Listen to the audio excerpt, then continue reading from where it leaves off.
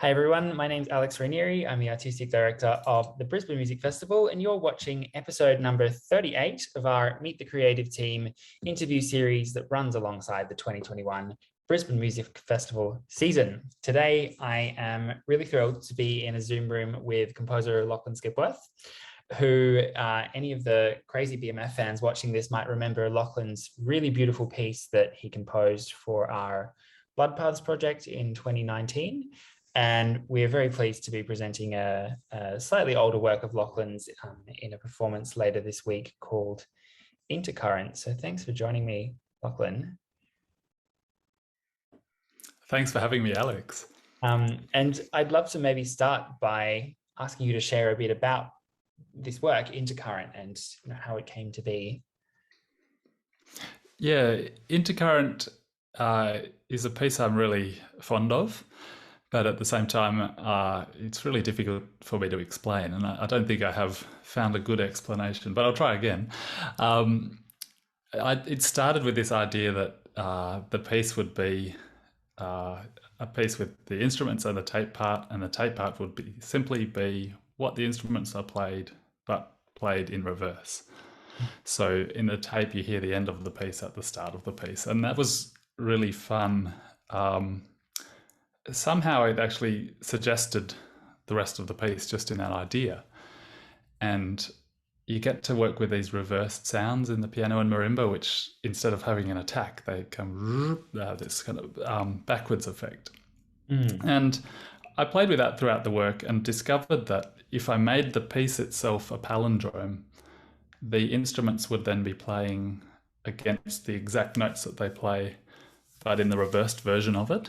And so the main effect that I love about it is that you hear most sounds first from the reverse version, but then the live instruments kind of come out of that and emerge. And because they're exactly the same sonic material, it's quite this interesting morphing effect. So that's what the piece is based on.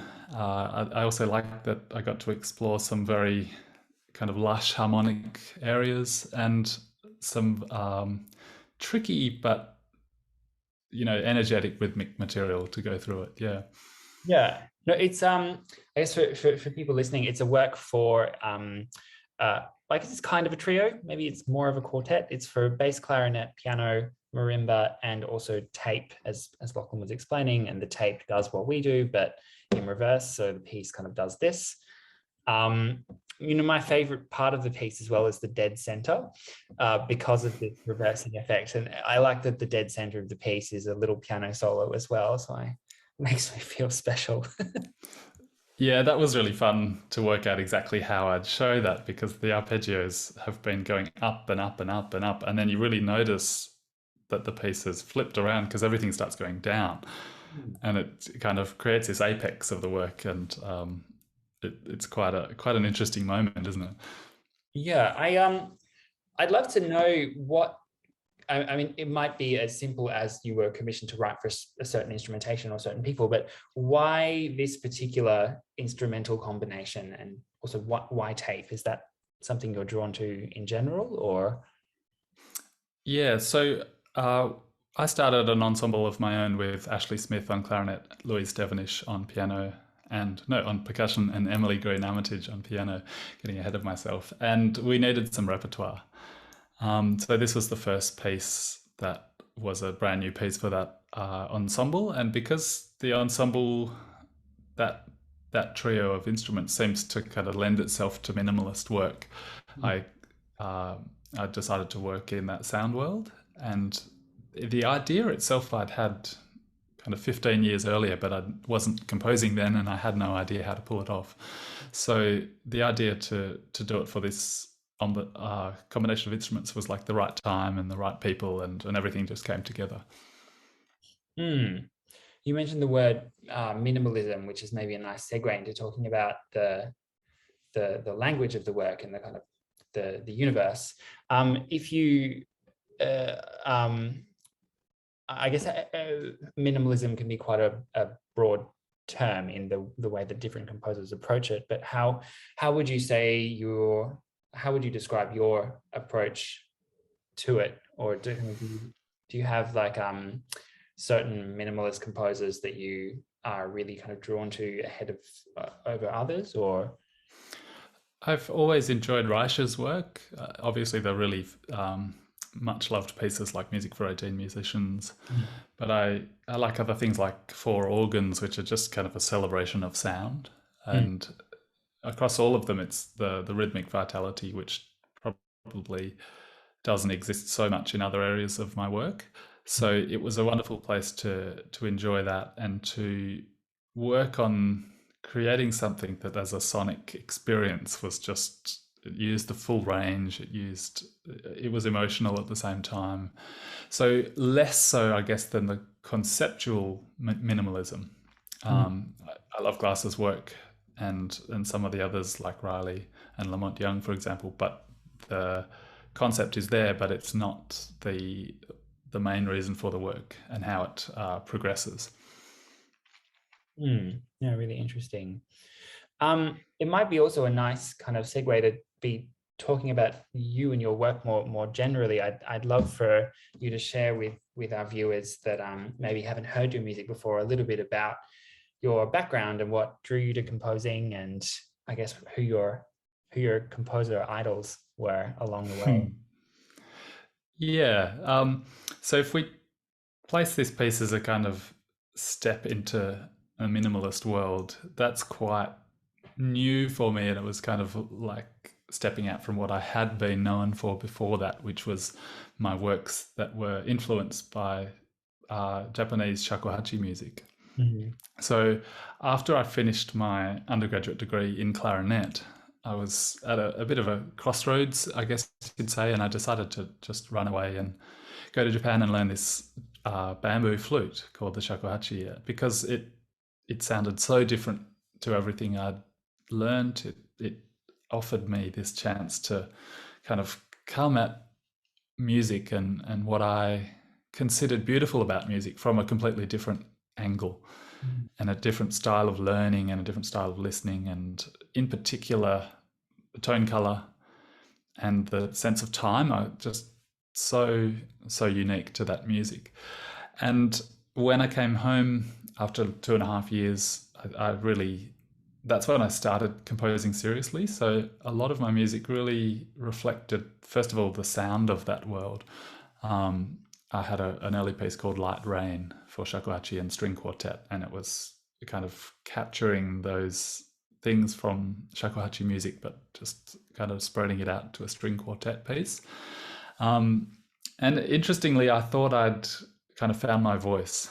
I thought I'd found my style. And I then realized that I don't like to repeat myself. So when I tried to repeat that, it was a big artistic crisis for me. And so I kind of feel that everything I've done since then is stepping away and stepping outside. So, for example, I wrote a piano trio that was still based on a shakuhachi piece, but it was kind of amplified, that there was all this dissonance and all this abrasive things that were in the imagery of the original piece, but I'd added to them to kind of bring that to a more Western music idiom. But at the same time, that was just about the time I wrote my clarinet concerto for Ashley Smith, and that was then a very coloristic exploration of those same aesthetics I'd found in shakuhachi music, but it's not limited to those modes or those scales. It's kind of a more kind of organic response to that. And then the piece you'll hear on Friday, Intercurrent, is a step outside of that again, to go to the explore. I've always loved that minimalist music, but I never really had anything to say in that realm. So this was another reason why I quite like the piece, is because I get to kind of explore all those things.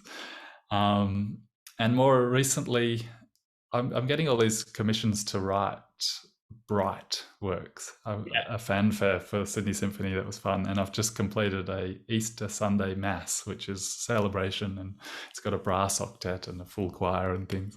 So it's really interesting to see how everything stays there but moves on in different directions.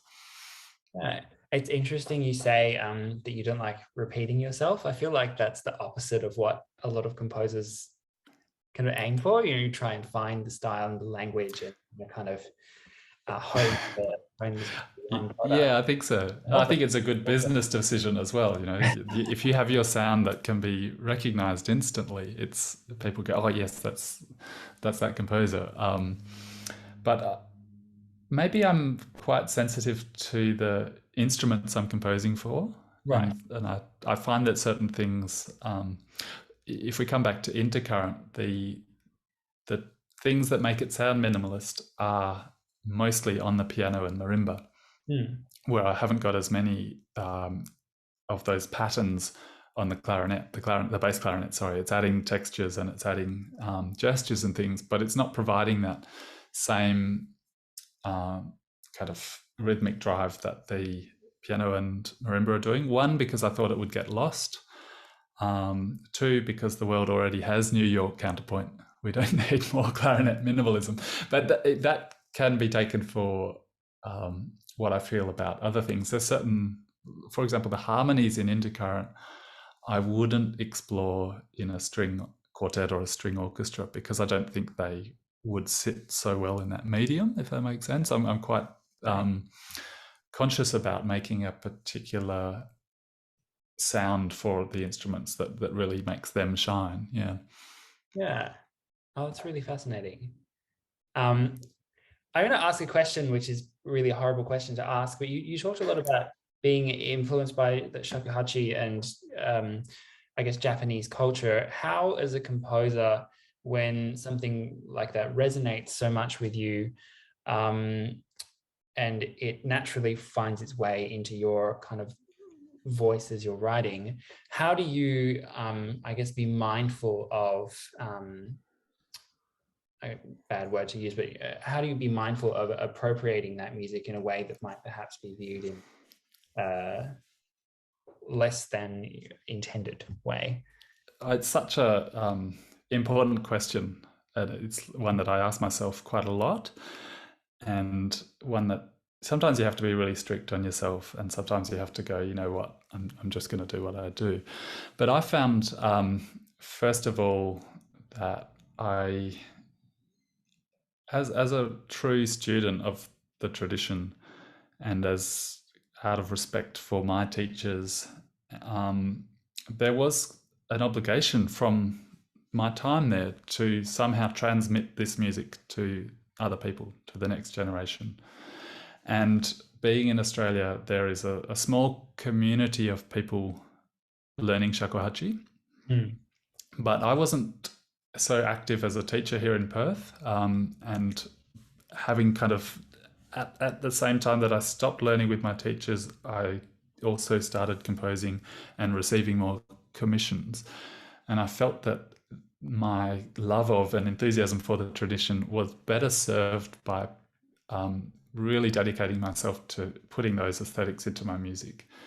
And it's quite a fine line about what to do. And so I definitely moved away within a few years from trying to sound Japanese because it doesn't. And the things that are so satisfying as a shakuhachi player, you can just play a single note and really shape the end of the phrase, and it just goes to nothing. And it's so, you concentrate so deeply on it. But for a violinist, that's not, you have to get to the end of the bow, but it's a different level of intensity, or it's a different concentration. So I realized that I have this language in my muscle memory from spending hours memorizing these pieces, and I had to find a way to kind of communicate that and instill that in a new place that kind of let it live in some way. And it's probably not the ideal way. Maybe I should have just kept playing and taught people, but I felt like it allowed me to say something that the teachers would like. They wanted to teach foreign students so that they would take a love of their music out to the world. So I hope in a way I've done that. Yeah, no, it is a really big and interesting question, and in a way I think it's that aspect of what composers do as opposed to what performers do is so much more, I guess, loaded with pressure in a way. But no, I love kind of asking composers that question and finding out where their heads at with kind of is the notions of kind of borrowing and nourishing. And one of the takeaways is that I stepped away from composing for Japanese instruments. Sure. You know, I learned about composing for shamisen and koto, but those ones that I hadn't learned felt really artificial for when I was writing for them. And that until I wrote a piece for Sydney Symphony with shakuhachi and taiko drummers, I'd kind of not sworn off them, but I wasn't enthusiastic about the idea because everything was in the sound of the instruments. You know, the tradition was there, and it was better that I made a statement away from that. Yeah. Well, that feels like a nice place to wrap this interview. Thank you so much, Lachlan, for sharing all of those perspectives and stories. And for folk that are watching and are interested in coming to hear Lachlan's work, Intercurrent, that is being featured in a show called Intercurrent this Friday, the 10th of December. And in the video description below, I'll pop the ticketing link for that. And we would love to see you there. Thanks again, Lachlan. Thanks for having me, Alex. It's been a pleasure.